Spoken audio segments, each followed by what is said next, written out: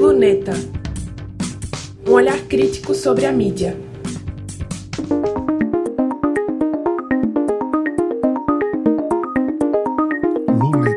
Instrumento de observação. Luneta, instrumento de observação que aumenta o campo de visão de quem olha. Permite uma visão mais precisa de objetos distantes. Na astronomia, é usada para ver objetos na superfície da Terra, como árvores, pessoas, animais ou os corpos celestes, como planetas, meteoros e satélites. Eu sou Rafael de Queiroz, radialista e técnico da Rádio Paulo Freire da UFPE. No programa de hoje, a gente convida você a desenvolver uma reflexão sobre a relação entre mídia, Copa do Mundo e geopolítica. O Luneta faz parte do projeto do monitoramento da mídia hegemônica à prática da comunicação popular, uma experiência de complementariedade de saberes, aprovada pelo edital 18 de 2024 da FACEP, e vai ao ar na Rádio Paulo Freire nas quintas-feiras, com reprise na Universitária FM nas sextas-feiras. Ei, pegue aí sua luneta e venha com a gente.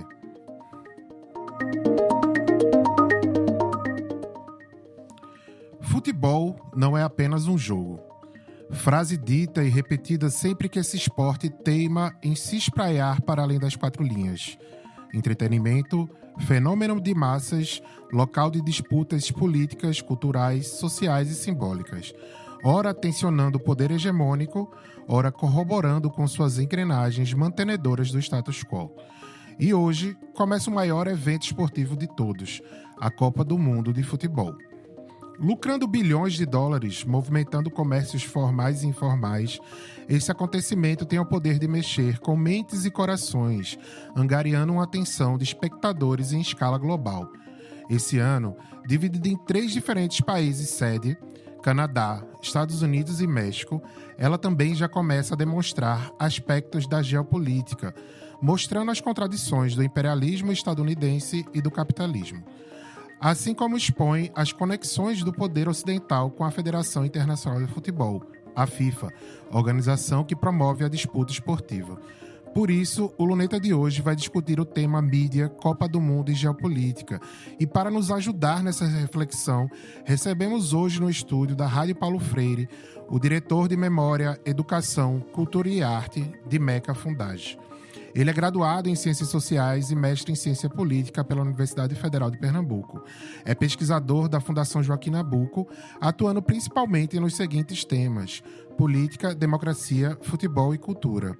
De 2011 a 2013, ocupou o cargo de coordenador-geral de Estudos Sociais e Culturais da Fundage e foi vice-líder do Núcleo de Estudos e Pesquisas em Sociologia do Futebol, NESF, UFPE e Fundage, entre 2006 e 2012. Tem artigos científicos e de opinião publicados no campo da sociologia do futebol no Brasil e no exterior. Agradeço a presença de Túlio Velho Barreto. Obrigado, Rafael. É um prazer estar aqui com você, com o Vinícius, para a gente conversar sobre esse tema tão importante, né? Perfeito. Também recebemos no nosso estúdio o jornalista mestre em Direitos Humanos pela Universidade Federal de Pernambuco e doutorando em Comunicação pelo PPG-Com da UFPE.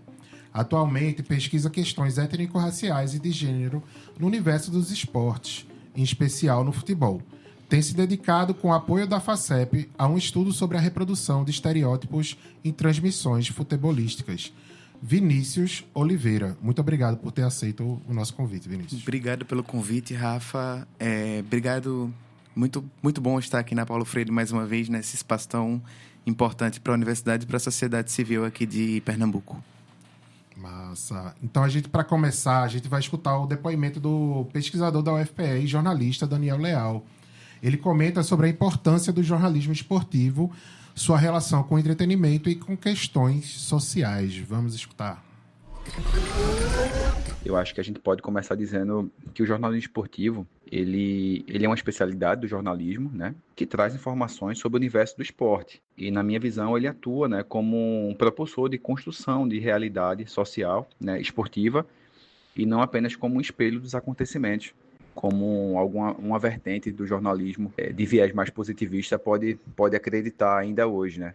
Então, primeiro eu queria trazer essa perspectiva do jornalismo esportivo, né, como um campo que tem uma relação histórica com o entretenimento. Isso é inegável.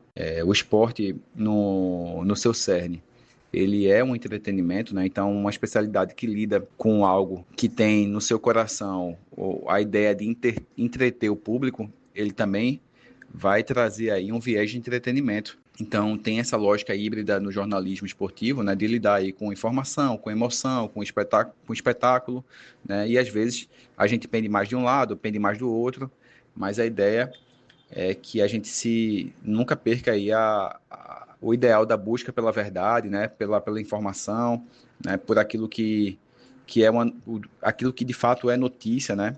Não em vão a gente, no jornalismo esportivo, tem critérios de noticiabilidade que são bastante específicos, né? Que são voltados para atletas, para clubes, competições, não é? E todo esse processo, ele, inegavelmente, também ele é influenciado pelas transformações tecnológicas, né? Especialmente pelo processo de plataformização que mexe aí na rotina produtiva, que mexe com valores profissionais, né? Mexe com o formato da notícia. Então, tudo isso aí está envolvido no campo do jornalismo esportivo.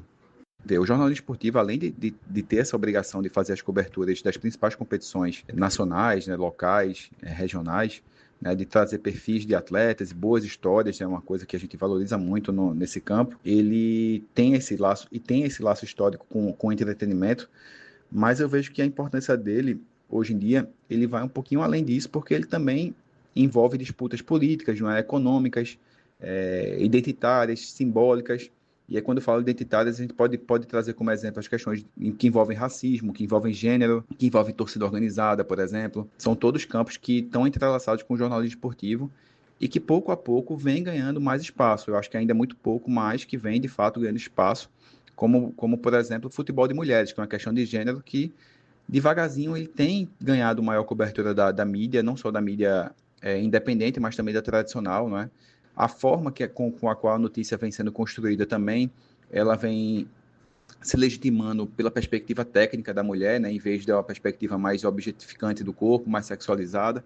Então, são inúmeros vieses que o jornalismo esportivo ele tem trazido, né, e tem se fortalecido nesse campo. Não vou negar que é um campo que ainda precisa amadurecer mais determinados tipos de cobertura, mas existe uma função social, na minha opinião, que é cumprida pelo jornalismo esportivo, né?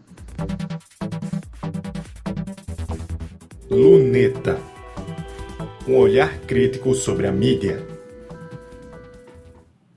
É isso. Muito obrigado a Lorena Roberta por ter colhido o depoimento de Daniel Leal. Agradeço a Daniel também por ter se disposto a contribuir com o programa de hoje.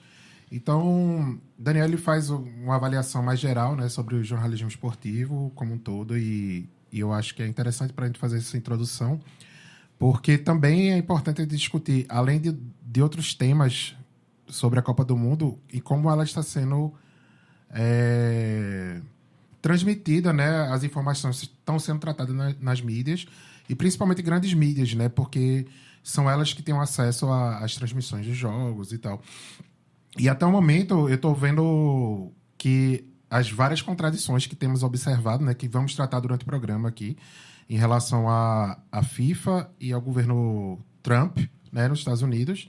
Mas aí eu gostaria que... Vou começar com o Vinícius, para você, se quiser fazer algum comentário sobre essa questão que o Daniel está falando, porque, como ele disse, ainda é muito tímida, né, as questões de identitárias, políticas, como estão sendo transmitidas, né, pela mídia hegemônica. E gostaria de comentar, Vinícius? Exatamente. Daniel tem um ponto, né? A gente que acompanha o esporte, que está muito envolto nesse consumo de conteúdos ligados ao futebol, especificamente, a gente percebe que, em sua larga maioria, assim, a cobertura não tem um viés tão crítico, né? E isso se cristalizou assim de uma forma que a gente, né, que comenta futebol no dia a dia, acaba se dissociando também desse viés político, né? Muita gente diz, futebol não tem a ver com política, vamos separar as coisas, mas isso, como o Daniel bem apontou, não se separa, né? Tanto é que a gente está tendo essas questões aí na Copa desse ano, que a gente vai entrar com mais afinco, mas a gente vê a mídia brasileira, né, nesse exemplo, né, nesse contexto atual da Copa do Mundo dos Estados Unidos, da América do Norte, dos Estados Unidos, México e Canadá, dando pouca ou quase nenhuma atenção a questões fundamentais assim da Copa, né? A gente teve um árbitro, Somali, né, um dos melhores árbitros do quadro da FIFA, o melhor do continente africano, sendo barrado nos Estados Unidos por argumentos inválidos, assim. E a gente vê pouca movimentação, né? A gente vê pouca crítica, né? A gente vê uma abordagem... A gente teve, né, nas outras Copas do Mundo mais recentes, em 2018 na Rússia, né, problemas relacionados ao governo, né, ao trato com a federação, com a FIFA. Isso também se repetiu em 2022 no Catar. E uma coisa que a gente está apontando é que o tratamento da mídia ocidental hegemônica tem sido bem diferente em relação aos Estados Unidos. Né? Não tem se questionado da mesma forma que se questionou, né, as questões de direitos humanos no Catar, por exemplo, em 2022. Sim. Não que as questões não sejam válidas ou sejam menores, de forma alguma. Né? A gente tinha problemáticas como questões de imigração, né, questões de trabalho análogo à escravidão, mas a gente tem questões tão urgentes quanto hoje. Né, a gente tem jogadores da comissão técnica do Irã, por exemplo, que é um país que vai disputar a Copa do Mundo nos Estados Unidos, que foram escrutinados de uma forma absurda, assim, ao entrar nos Estados Unidos. A gente teve um fotógrafo, foram proibidos, né, de ficar nos Estados Unidos. Exatamente, teve um staff, né, da seleção iraniana proibido de entrar, né? O Irã não pode dormir, né, nos Estados Unidos, né, depois de um jogo. Os jogos da primeira fase vão ser nos Estados Unidos. Exatamente, né? Isso é gravíssimo. E isso enquanto os Estados Unidos atacam, né, abertamente o Irã. E assim, a gente vê pouco isso na mídia, essa abordagem na mídia. Isso. Principalmente nos meios que se dispõem a cobrir isso pela primeira vez.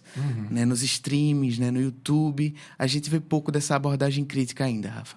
Isso, porque a gente... É bom mencionar, porque a Cazé TV chegou como uma coisa que iria revolucionar o mundo da transmissão dos esportes, mas aí tá vendo que não tá sendo bem assim, né? Como a gente esperava. Então, Túlio, alguns assuntos que a gente vai tratar que Vinícius já levantou, mas eu vou mencionar esse episódio aqui, já que a gente teve essa questão do árbitro somali que foi impedido de entrar nos Estados Unidos. Ainda com essa narrativa muito esquisita, né, que a FIFA disse que não interferiria em questões de imigração do país sede. Mas ele não estava imigrando, né? Ele foi trabalhar. Não tem nada a ver uma coisa com a outra, né? E então, em 2022, logo após o início da guerra na Ucrânia, a FIFA e a UEFA agiram em tempo recorde para suspender a Rússia de todas as eliminatórias e competições internacionais. Então, Túlio, por que essa velocidade histórica nunca foi aplicada quando os Estados Unidos ou seus aliados invadiram países de forma unilateral? Pois é. A gente está assistindo, né, acompanhando, né, esses acontecimentos, de certa forma, através das redes sociais, né, daqueles mais independentes, no Instagram, por exemplo, porque se dependesse da grande mídia, a gente não tinha essas informações que têm surgido, nem a vinculação de imagem, né? E a gente tem uma série de... Não é só o juiz da Somália, né, que, como o Vinícius destacou, é o principal árbitro da África, né? Então, não é nem do país, é do continente, é tido como principal árbitro, apitaria pela primeira vez na Copa do Mundo e foi barrado com toda a documentação legal. É importante que se diga isso, quer dizer, não havia nenhuma suspeita com relação à documentação que ele apresentou. E como você falou, Rafa, ele não estava imigrando para os Estados Unidos, né? Ele estava indo temporariamente, convidado pelos organizadores, escolhido e convidado pelos organizadores para exercer a sua atividade profissional durante um período estabelecido. Então, e foi arbitrariamente devolvido ao seu país, né? Inclusive foi recebido como um herói, né? E algo que dignifica, né? o árbitro e o povo da Somália, né? Mas a gente teve também o caso do Iraque, né? O principal goleador do Iraque, que fez o gol da classificação do Iraque, foi abordado durante 7 horas. Ayman Hussein, né? O nome dele. E bem lembrado. E ele sofreu, né? Quer dizer, imagina que tipo de pressão você não está sofrendo, né? O constrangimento que você tem quando você é a única pessoa escolhida ali, que se tem conhecimento, para ficar 7 horas sendo interrogado pela imigração. Teve o caso também do Senegal, né? Aquelas imagens lá ainda na pista, né? Sendo abordado. Então, é uma coisa constrangedora. Isso que a gente tem conhecimento, porque tem, né, casos que são recorrentes com países sobretudo, né, da África, países com quem os Estados Unidos têm certos conflitos. Que seja fora da África, né? Mas então tem um corte aí étnico, né? Racista, xenófobo, né? Para dizer o mínimo, mas tem muito mais coisa por trás. Aí tem a questão do Irã, que já foi falada aqui, sendo que todas as federações recebem o equivalente a 8% dos ingressos, né? Como uma garantia de que a federação possa vender ou distribuir, né? E existem associações ligadas às federações, por exemplo, que as pessoas pagam. A Alemanha tem isso, paga mensalmente e tem direito a ir a uma Copa do Mundo. E o Irã não recebeu. Quer dizer, primeiro recebeu e depois foi retirado a possibilidade de ter acesso àqueles ingressos. Quer dizer, então os torcedores também não podem acompanhar. Então, tem torcedor de primeira categoria, de segunda categoria, né, e estabelecido pelos Estados Unidos apenas. E teve, do ponto de vista jornalístico, agora eu não vou lembrar qual foi a seleção, mas teve um jornalista fotógrafo, né, que é profissional de uma das federações e estava acompanhando, eu não tenho certeza se é do Irã também, que foi interrogado durante 12 horas e foi devolvido, quer dizer, foi mandado embora dos Estados Unidos. E aí, por exemplo, essa seleção que teria esse fotógrafo cobrindo desde a chegada, né, até o final da Copa do Mundo, da sua participação, não tem profissional. E é alguém ligado à atividade jornalística. Então, tem uma série de coisas que vem acontecendo e para responder o que você colocou, quer dizer, a Rússia entrou em conflito com a Ucrânia e foi suspensa. Quer dizer, não só no futebol, mas jogadores de tênis, por exemplo, não são identificados como russos, né? Não tem a bandeira ao lado do seu nome. E no futebol foi banido, né? E os Estados Unidos está envolvido com a agressão a vários países, né? A gente tem agora o caso mais específico do Irã, mas não é o único. Né? Na história dos Estados Unidos, nem recente. Mas o Irã saltou aos olhos pela forma gratuita, vamos assim dizer, que os Estados Unidos abordou. Por outro lado, sequestrou um presidente da República, né? Na Venezuela também, invadindo o espaço territorial da Venezuela e sequestrando o presidente daquele país. Então, e não tem punição nenhuma. Isso demonstra o quanto a política está associada, né, imbricada com o futebol. Né? Mostra o quanto há interesses políticos, geopolíticos, e que os Estados Unidos, em função do que ele representa mundialmente, né, a potência, né, praticamente a única potência, pensando desde o final da Guerra Fria, embora a Rússia, a China, né, possam ser consideradas contrapontos, mas você não tem mais aquela coisa da polarização que existia naquele momento. Então, tudo isso faz com que a FIFA se associe ao governo Trump. Né? A FIFA fez algo absolutamente esdrúxulo, quer dizer, dá um prêmio de representante da paz, o nome ligado à paz, a Trump, né, homenageá-lo no momento em que os Estados Unidos cumprem esse papel. Tem outro episódio que eu vou lembrar também, né? E vou ficar por aqui, porque senão eu não paro de falar para lembrar os episódios. Mas a questão envolvendo a camisa do Haiti, né? É um conflito ainda não resolvido. O Haiti joga daqui a pouco, né? Mais alguns dias, e na camisa do Haiti há uma representação da luta de independência do Haiti, né? Com uma bandeira e tal. Quer dizer, é um detalhe da camisa que tem a ver com a história do país, né? Todos os países têm algum símbolo na sua camisa que demonstra algum aspecto da sua história, né? Seja de independência ou seja até do exercício do seu poder, né? Sobre outros países, etc. Quer dizer, por bem e por mal, sempre representa. E lá tem, no canto da camisa, uma camisa belíssima, que eu gostaria muito de comprá-la, inclusive, mas diz que já não existe para vender em lugar nenhum do mundo, em que tem, né, haitianos, né, hasteando uma bandeira assim, isso, e a luta se livrando da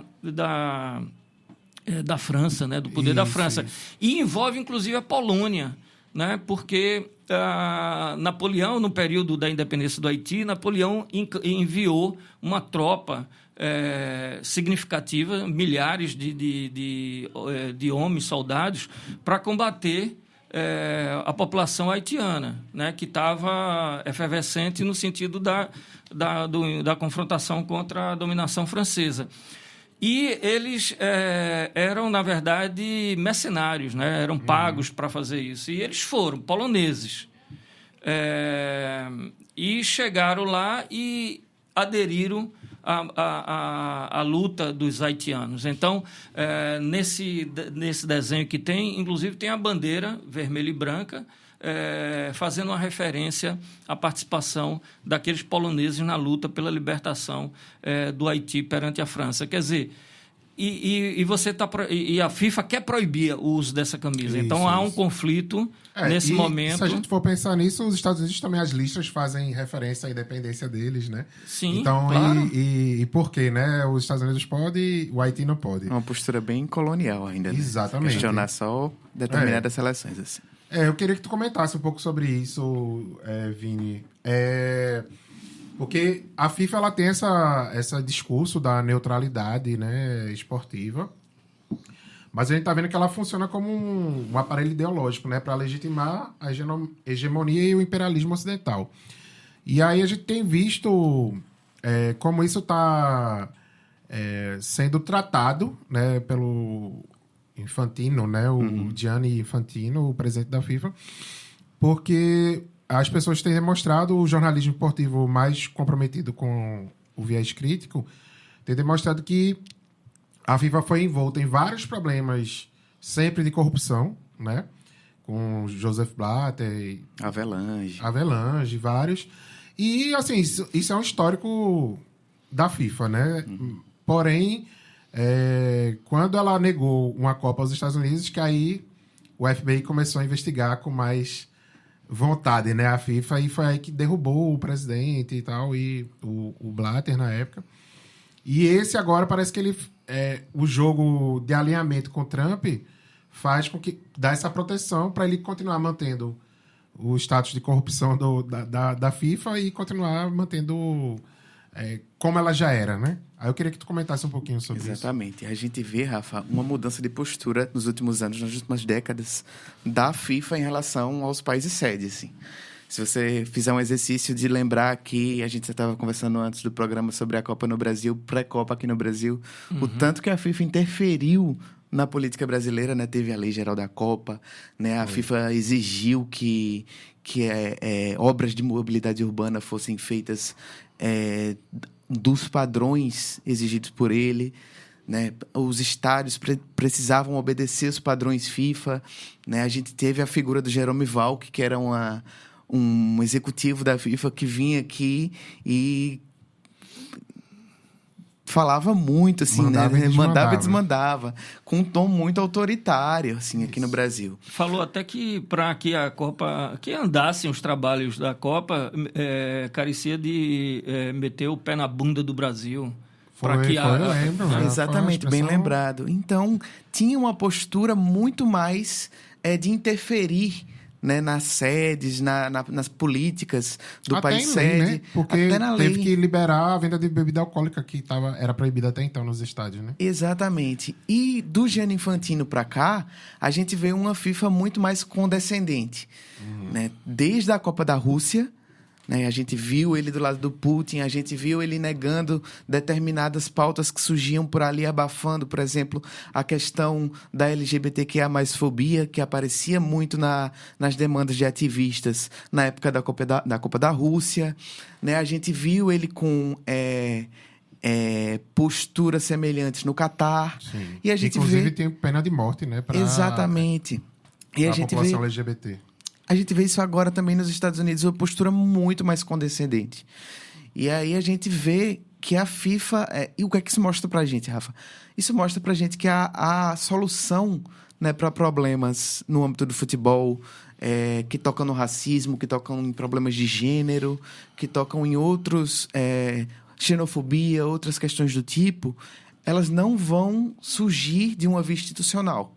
Porque a FIFA não está preocupada com isso. A FIFA está preocupada com o produto Copa do Mundo, que é como o Gianni Infantino disse ontem na entrevista coletiva. Ontem ele deu uma coletiva e foi perguntado, né, pelo chefe de redação da BBC se ele tinha vergonha, né, do que estava acontecendo, Perfeito. de ter perdido o controle da situação ali da Copa do Mundo. E ele disse, chill, né, relax. Né, vamos abafar aqui, vamos focar no produto Copa do Mundo.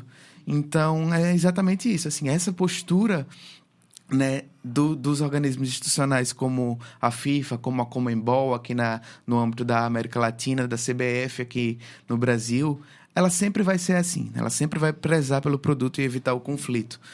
Principalmente quando se tem uma figura, né, do calibre de Donald Trump. Né? Então, eles precisam negociar com Donald Trump porque, como o próprio Infantino disse ontem, ele não pode intervir numa política dos Estados Unidos, que não é dele, que não é da FIFA. Então, é assim, né? Uma postura muito mais condescendente do que a gente viu aqui no Brasil, por exemplo, e do que a gente via da FIFA e de outras instituições, como o Comitê Olímpico Internacional também, nas outras Olimpíadas. Tem uma questão importante também, né? As Olimpíadas vão ser... Os próximos Jogos Olímpicos de Verão são disputados em Los Angeles, né, em 2028. E aí, no ano passado, o Trump trouxe, né, uma lei para afastar as mulheres trans da prática esportiva, né, entre as mulheres biológicas, né, cisgênero. E o que o COI, o Comitê Olímpico Internacional, fez também uma postura condescendente que mostra para a gente como essas instituições dialogam, né, com as políticas de extrema-direita, as políticas hegemônicas que estão surgindo em pauta. Né? O COI simplesmente adotou uma determinação para afastar as mulheres, um teste, né? As atletas trans serão submetidas a um teste cromossômico que vai afastar elas da prática esportiva. Que é uma coisa que vai de encontro a um documento chamado a Carta Olímpica, né? Que Sim. diz que o esporte é um direito humano, a prática esportiva é um direito humano. Mas até que ponto? Né? Então, até que ponto isso é respeitado lá nos Estados Unidos, nesse contexto em que o Donald Trump dita, né, adota uma política e o Comitê Olímpico Internacional, por exemplo, a FIFA, tem que engolir essa política de uma forma super condescendente. Entendeu? Então, essas questões elas estão sempre imbricadas, assim. E esse que você acabou de mencionar, né? Essa questão do cromossomo, me cheira muito a Lombroso, a eugenia, né? Então, exatamente. A gente tá vendo isso voltar, né? Com a força, com esse avanço da extrema-direita pelo mundo, né? Falando em impunidade dos aliados do Ocidente, né? Porque o que a gente tá vendo é essa baita contradição, né? Porque se for a Rússia, aí pode ter restrição, o Irã, né? Mas se for Israel, né? É isso que eu vou colocar agora para vocês comentarem. né, a gente está vendo publicações de esquerda e mídia independente que vem denunciando sistematicamente a conivência das organizações esportivas com Israel. Né? Enquanto a Rússia virou um pária esportivo, Israel continua jogando torneios internacionais normalmente, mesmo diante de denúncias gravíssimas de genocídio e apartheid contra o povo palestino em Gaza. Túlio, por que a FIFA silencia nesse caso? Então, eu diria que é a mesma razão pela qual tem silenciado e se aliado. Quer dizer, em relação aos Estados Unidos, não é só um silêncio, é mais do que isso, né? Termina se aliando aos Estados Unidos e tendo uma ação que leva à legitimação do que os Estados Unidos faz. A mesma coisa acontece em relação a Israel. Quer dizer, no âmbito da geopolítica internacional, Israel termina como aliado dos Estados Unidos, né, e defendendo os interesses dos Estados Unidos ali, naquela região, termina sendo as instituições, entidades esportivas, mas não só esportivas, aqui a gente está falando do futebol, sendo conivente com o que acontece. Quer dizer, Israel, assim como a África do Sul, por exemplo, foi punida durante um determinado momento por causa do apartheid e havia um boicote da área artística, por exemplo, que não se apresentava na África do Sul, não realizava show lá. Comercialmente, a África do Sul também sofreu sanções, né? E esportivamente também ficou afastado durante muito tempo, né? Por causa do apartheid. E com Israel não acontece isso, por causa dos interesses, né? Por causa da aliança com os Estados Unidos e porque defende os interesses não só dos Estados Unidos, a gente está carregando em relação aos Estados Unidos, mas da Europa, né? De modo geral, um ou outro governante tem se posicionado contra as ações que Israel tem feito em relação ao Irã, em relação ao Líbano, na faixa de Gaza, mas não há ações punitivas, né, em relação a Israel. E aí tem o jogo político, o poder que o Estado de Israel tem economicamente e de representar os interesses desses países aqui do Ocidente, né, sobretudo dos Estados Unidos, mas de outros países também. E aí tem relação com a questão do petróleo, né, e outros interesses políticos na região. Então é por isso que Israel não sofre nenhuma punição de natureza nenhuma, participa de todas as atividades esportivas que são organizadas pelas entidades no mundo, né? Assim como os Estados Unidos não sofrem, Israel não sofre, sendo que Israel teria muito mais razão de ser punida, né? Punido, sobretudo com as ações perpetradas contra o Irã recentemente. São muitos crimes de guerra, né? Então, pois são crimes contra a humanidade, né? O que aconteceu com a escola, por exemplo, né? Com os estudantes, as crianças naquela escola, no início da ação. Quer dizer, não foi no decorrer da ação, foi a primeira, talvez tenha sido uma das primeiras ações de guerra de Israel, foi bombardear a escola e matar dezenas de crianças. E não aconteceu nada, pelo contrário. Quer dizer, houve fortalecimento da posição de Israel até agora, em relação ao que tem feito na região. É verdade. Então, eu costumo dizer, Rafael, que futebol, a gente pode falar até do jogo, né, do esporte, da bola rolando e tal. Mas os interesses, pode falar até disso, mas os interesses em torno do esporte, pela dimensão que ganhou, né, ao longo do século e pouco aí da criação como esporte, né, o jogo sendo transformado num esporte, tem interesses muito elevados. Né, do ponto de vista econômico, por exemplo, né, e as Copas realizadas nos Estados Unidos terminam sendo Copas que determinam ciclos, né, que abrem ciclos, né? Eu costumo dizer que a gente, pensando um pouco a partir de Norbert Elias, né, e Eric Dani, que são os caras que praticamente criaram a sociologia do futebol, você tinha, na infância desse esporte, você tinha os jogos. Eram jogos diversos, né? E diferentes, que envolviam jogar bola com o pé e com a mão. E que esses jogos, em determinado momento, viraram esportes. Então, um determinado tipo de jogo virou um esporte, com o estabelecimento das regras, né, em 1863, lá na Inglaterra.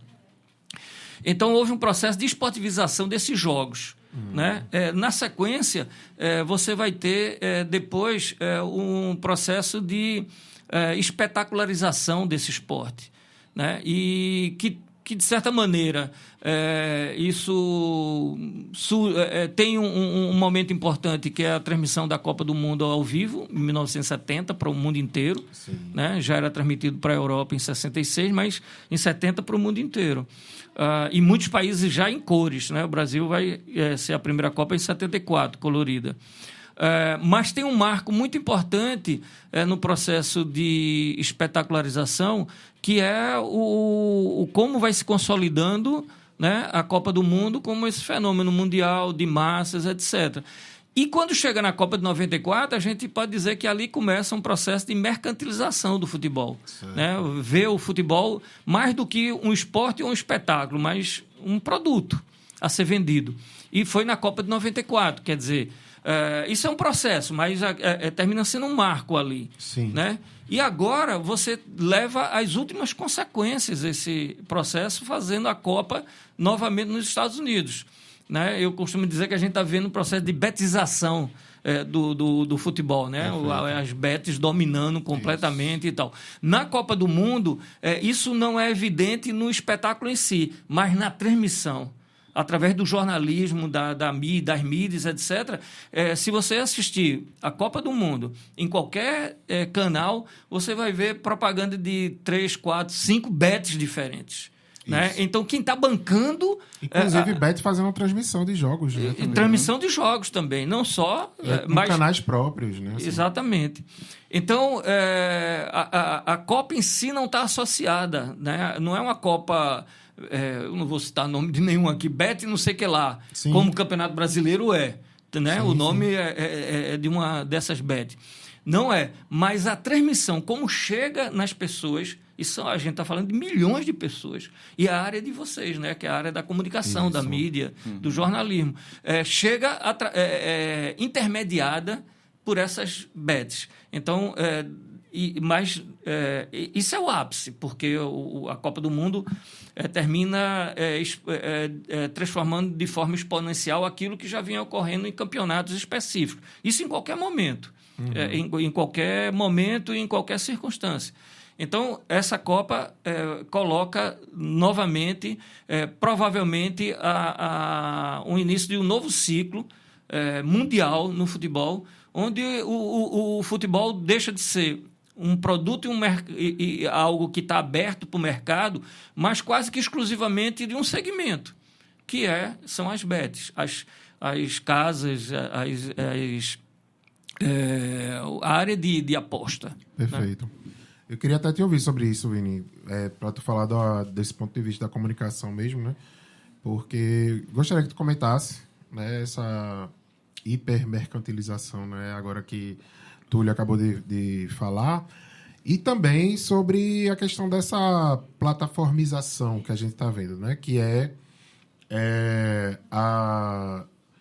as transmissões serem agora via streaming e não necessariamente passando por um jornalismo esportivo tradicional, ou até o tradicional adotando essas táticas, né? Porque a gente falou de bet, né? E teve aquela Virgínia, influenciadora, né? Que também era garota propaganda de bet, que foi convidada para ser repórter, entre aspas, muitas aspas, da Globo. Né? Nessa Copa do Mundo. Depois de ser indiciada na CPI das bets, né? Exatamente. Eu gostaria que tu falasse um pouco sobre isso. São dinâmicas diferentes, assim, né? A gente estava acostumado trazendo aqui bem para a realidade, bem para o palpável mesmo. A gente estava acostumado a ligar na Globo e acompanhar os jogos da Copa, né? Todos os jogos da Copa estavam na Globo. Agora a gente tem que ter um calendário para ver onde cada jogo vai passar. Assim, em alguns a gente não tem mais de uma opção. Então, a gente tem que recorrer a essas dinâmicas, sim. Assim, a gente não tem outra alternativa. Quem quer acompanhar a Copa do Mundo vai ter que escutar o povo pedindo like na transmissão, por exemplo. O tempo todo. Se inscreva aí no canal, vamos bater a meta de like. Então, são dinâmicas novas, assim, que aparecem no futebol e aparecem junto dessa explosão das bets, né? Dessa plataformização, uma boom da interação, assim. Porque as pessoas participam das transmissões de uma forma que nunca participaram agora, né? A transmissão fica lá e o chat ao vivo fica do lado, assim. Sim. Se você pagar, né, talvez um superchat faça com que a pessoa leia o teu comentário ao vivo na transmissão. Então, são dinâmicas mercadológicas que vão mudando, né? A gente viu a Globo, né? Principal canal de transmissão de futebol no Brasil, historicamente, adotando isso agora com a GETV para emular o que a outra concorrente fazia, que é a Cazé TV. Então, a gente vê essas dinâmicas acontecendo mesmo e como essas dinâmicas elas conversam também com a questão das redes sociais. Por exemplo, o influencer que ganha notabilidade e vira comentarista, né? Então, não necessariamente isso é uma novidade, assim. Na época da TV, a gente pode, né, buscar alguns casos, assim, de celebridades comentando e tal. Mas era uma lógica muito mais fechada, muito mais séria, que vai mudando, né, para se adaptar justamente a essa dinâmica das redes sociais, né? Então, o influencer, ele vira comentarista, ele é um profissional de comunicação, por exemplo, é preterido na escalação da equipe que vai para a América do Norte cobrir a Copa. E uma influencer, uma pessoa que tem milhares de seguidores nas redes sociais, é convocada a ir fazer essa cobertura, fazer o story lá, né? Fazer essa cobertura ao vivo também nas redes sociais, porque a gente não vê só, né, no link da transmissão, a gente vai passar a ver a Copa mais do que nunca agora nessa Copa, pelas redes sociais, pelos stories do influencer que está lá, né? Eu mesmo acompanho várias pessoas, influencers de futebol aqui, muitos deles financiados, inclusive, por bets, assim. Então, eles têm que ir lá nos Estados Unidos, mas tem que usar o bonezinho, tem que usar uma camisa com o nome da bet. E aí, muito disso aparece na transmissão oficial e muito disso também a gente é levado, nós, público consumidor de futebol, somos levados a acompanhar isso diariamente, assim. Então, a gente vai atrás de conteúdo, acaba esbarrando nessas dinâmicas aí. Por isso, é preciso ter um olhar muito crítico quando a gente consome futebol. A gente não vai deixar de assistir a Copa do Mundo, né? A gente esperou 4 anos por isso, né? A gente que gosta disso, a Copa do Mundo tem uma virtude muito grande na questão da sociabilidade aqui no Brasil. Né? A construção da sociedade, dos vínculos da gente passam pela Copa do Mundo. Eu comecei a aprender geopolítica por causa da Copa do Mundo, por exemplo. Né? A gente vê as pessoas se reunindo em casas, né, em bares, né, pessoas que não acompanham futebol, né? A gente vê a troca de figurinhas no meio da rua. Essa sociabilidade é o que faz que tem aspectos positivos, assim, e que coloca a gente em contato também. A Copa do Mundo também tem o mérito de colocar a gente em contato com outras culturas, né? Querendo ou não. Né? A gente vai jogar contra o Marrocos no sábado e a seleção brasileira que digo, vai jogar contra o Marrocos, contra o Haiti, contra a Escócia nesse primeiro momento. E a gente tem a oportunidade de ter um contato, por exemplo, com... Não sei se vai ter, né? Mas com o uniforme do Haiti, que tem uma referência à Revolução Haitiana.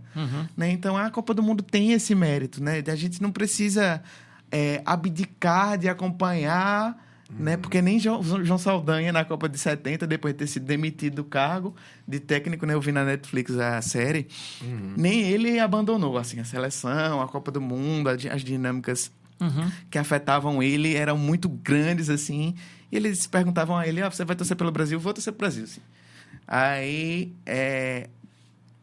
só que assumir isso, acompanhar a Copa do Mundo, mas com uma postura crítica. Né? A gente vê quem a gente está acompanhando nas redes sociais, né? A gente vê que tipo de conteúdo essas pessoas estão transmitindo. A gente olhar para a transmissão, né, que às vezes reproduz, né, estereótipos, algumas representações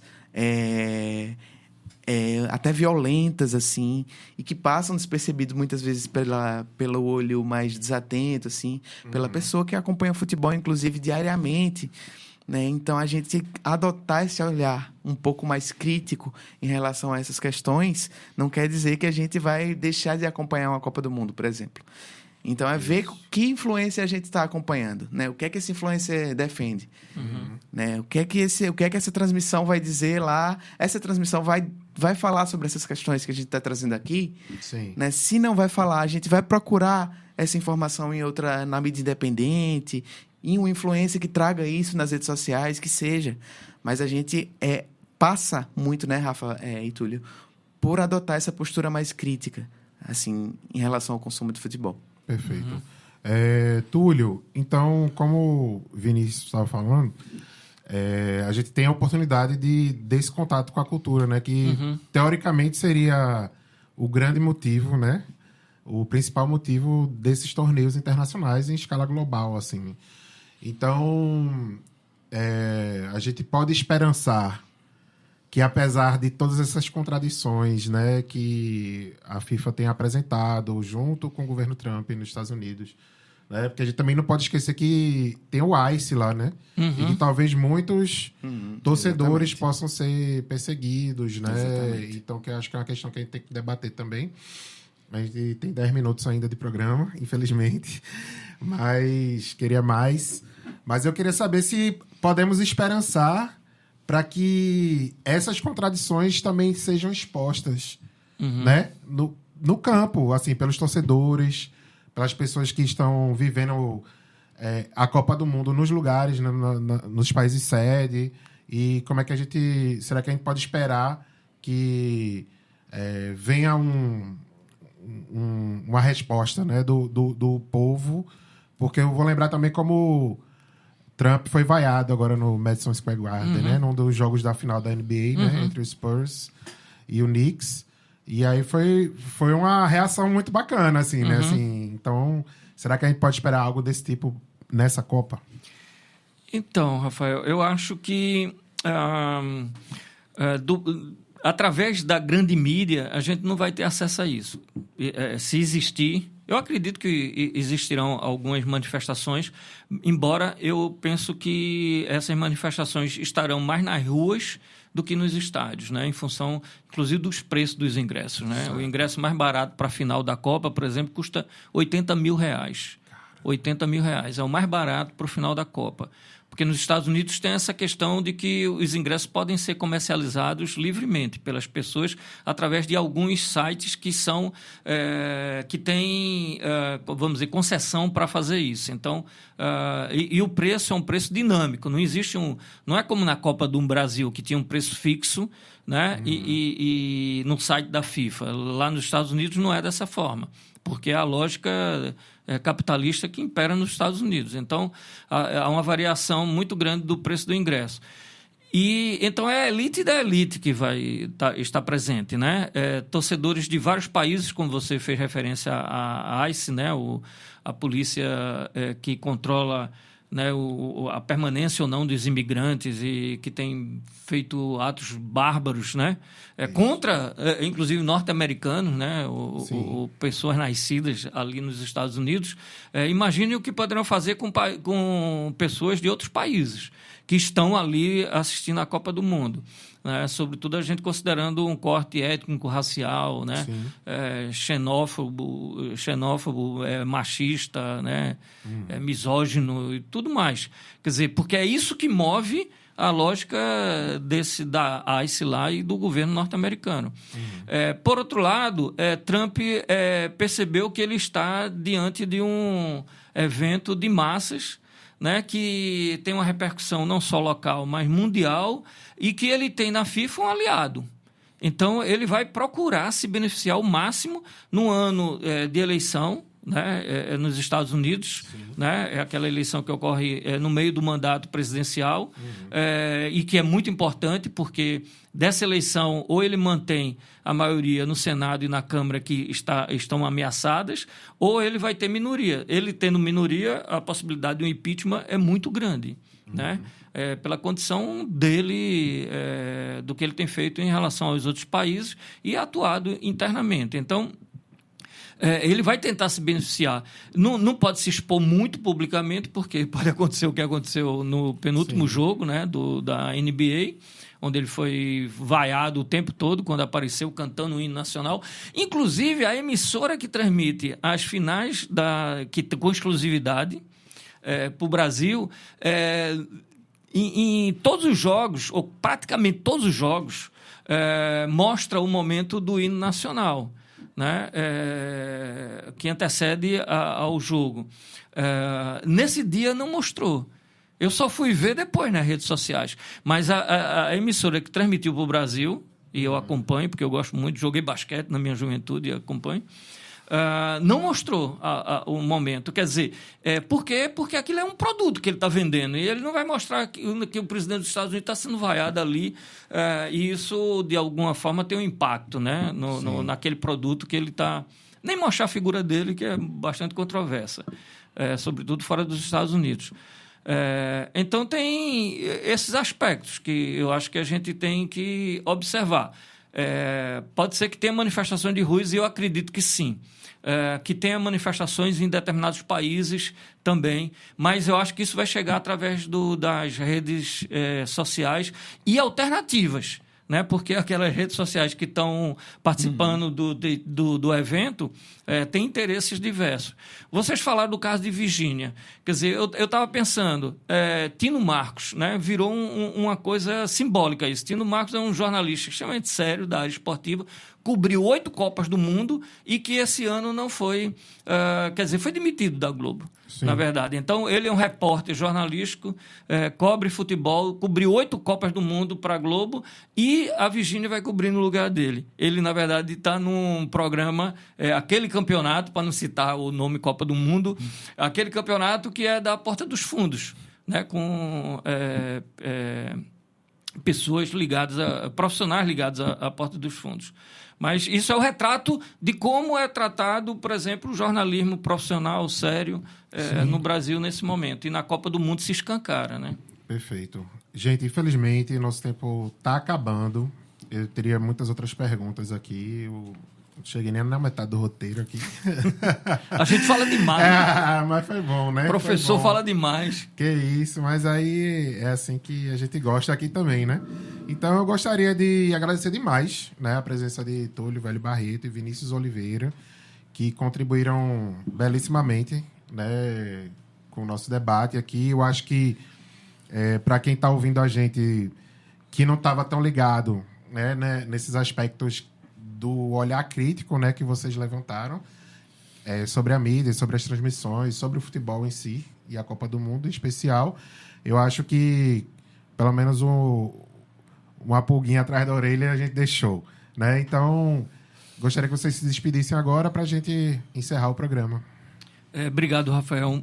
É um prazer estar aqui com o Vinícius e na nossa Rádio Frei Caneca, né? Paulo Freire. Desculpe, Frei Tudo bem, Caneca. todo mundo confunde. Apesar de estar escrito ali. Bom, enfim, é nossa parceira. E são as rádios públicas, né? Seja do município, seja da Universidade Federal. Então, vamos esperançar, né? Como diria Paulo Freire. Perfeito. Muito obrigado, né, pelo convite. Muito massa essa discussão, né? Que seja uma boa Copa, apesar dos pesares, assim, dentro do possível pra gente, né? Muito legal estar aqui na Paulo Freire. E valeu, Rafa. Obrigado, Vini. E o Luneta fica por aqui. A apresentação, Rafael de Queiroz, eu. A produção foi minha e de Lorena Roberta. Na operação de áudio temos Aniele Caetano. Na operação de streaming, Daniel Alexandre. E a supervisão técnica do meu querido Igor Cabral. O Luneta é transmitido ao vivo na Rádio Paulo Freire, com reprise na Universitária FM. Essa edição também fica disponível nas plataformas digitais. Até o próximo programa.